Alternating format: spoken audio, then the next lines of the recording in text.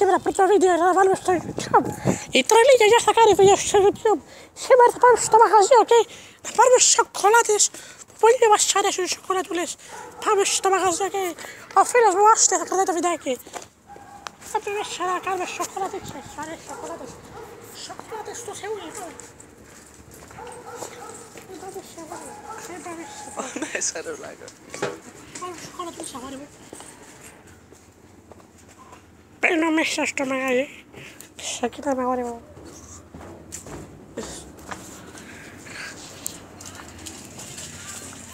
Τι σοκολάτα να πάρω. Τι σοκολάτα να πάρω. Έχετε άλλες σοκολάτες? Ό,τι βλέπεις την μπροστά σου. Α, ευχαριστώ.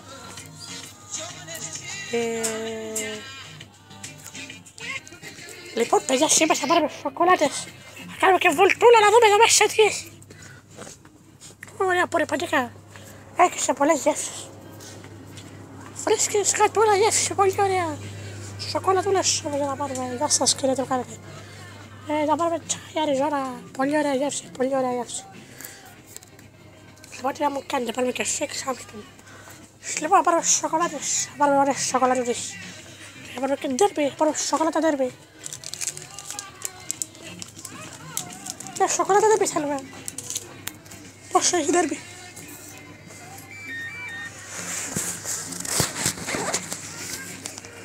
Πόσο έχει ντέρμπι? Περιμένω κύριε, περιμένω. Περιμένουμε.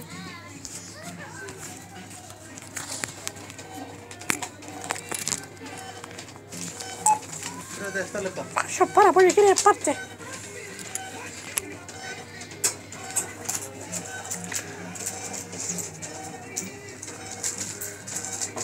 Πόσο έχουν τα μόα μου, αγόρι μου, πόσο έχουνε? 23 λεπτά. Παίρνω και τα μόα μου, είναι ωραία τα μόα μου, πολύ ωραία. Πάρτε ένα. Έχω 23 ακριβώς. 21. Πάρτε εδώ πέρα. Πήραμε και ένα μόα μου, αγόρι μου.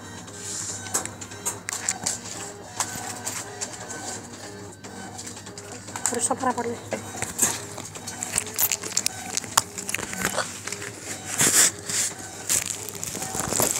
Γεια σας, φίλοι, γεια σας. Φεύγουμε και από το κοίτα μαγαζί.